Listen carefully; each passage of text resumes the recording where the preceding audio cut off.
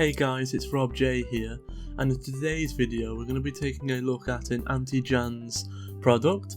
This is the new stackable ant nest Formicarium. So, what is it about this nest? Well, first of all, its name, Stackable.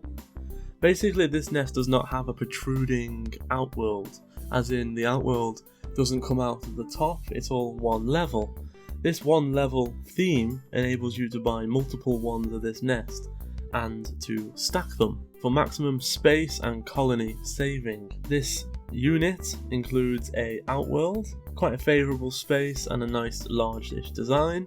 This nest features 37 chambers laid out in a zigzag format, enabling the expansion ports access into the centre and over to the far side the outworld access. The chambers themselves are small rectangles and they have a really decent height, internal height, down to the thick acrylic used as mentioned before. The chambers themselves are an absolute perfect size for pretty much most species, and I could see a lot of large and small species having no problems at all. Just make sure that they have grown into the amount of numbers necessary for this nest to be applicable. You always want to give them only a small amount of growing room unless they're a fast grower. One of the chambers actually has an extra feature. It has this removable cap. This cap enables you to add essentially a water test tube through. It has a nice tight seal around the edge and enables you to either not need to water them for say like a weekend away, or to just provide a huge thirsty colony extra water. Talking of water, let's move on to the hydration and drinking. This nest features a really large and generous sized water, drinking and humidity sponge chamber. It has 3 access holes and it comes with one of the sponges that is really rather hard and stiff, right up until it's fully soaked where it goes soft. At the point of the soft point, the 3 holes would adequately service it. If you want to fill it up faster, you can just simply remove this and just go ahead and work your way along. As you see here, mine is brand new, so the water's going to sit on the top until it soaks in, and then the sponge will lose its hard exterior and turn into what we would recognise as a squishy sponge. But I really rather like the really easy way of getting in to the hydration chamber. That makes even cleaning or even wringing it out if you've watered it too much all sorts of possibilities, as well as easy replacement and refilling. Now, I mentioned drinking. The middle layer of acrylic actually has 1 mil holes. These holes enable the water to freely enter alongside the central hard right chamber, all the way along basically, and this is a drinkable source. Moving on to the outworld itself is a nice generous rectangular size. It has virtually 0 protrusion apart from the locking system and the feeding hole.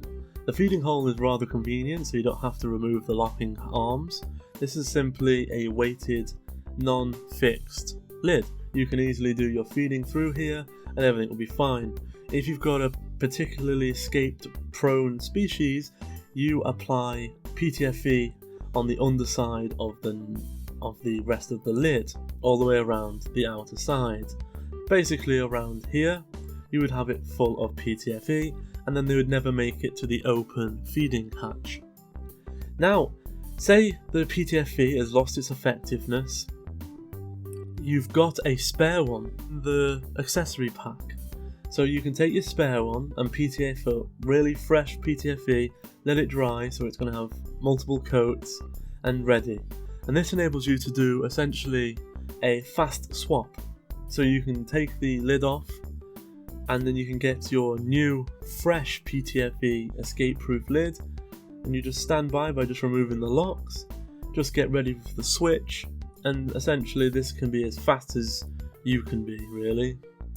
You'll get a few ants out on it, but majority you won't have a mass escape, and you just put the ants back through the feeding port. Rather simple, and it also means if that ever gets damaged or really heavily scratched, you also do have a spare as well.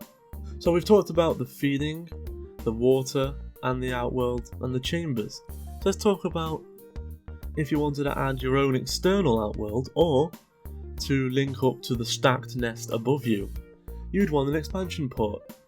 Well, they've took quite a unique view on how to install an expansion port. There isn't anything 3D printed here. It's essentially a piece of acrylic that has a thread screwed into it.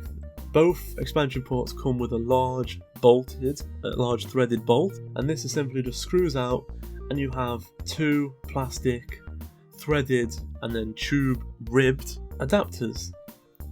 This enables you to unscrew it and add a port at your leisure, and to reseal it.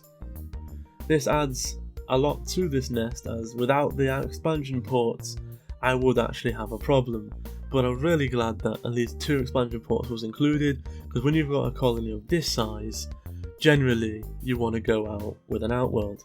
Talking of accessories, the pack comes with a ton of accessories, including tweezers, sponges, multiple glass test tubes for your water, spare sponge, and pretty much everything you'll ever need, including, as per mentioned, the spare outworld lid. Anyway guys, I hope you've enjoyed this review, and I'll catch you next time.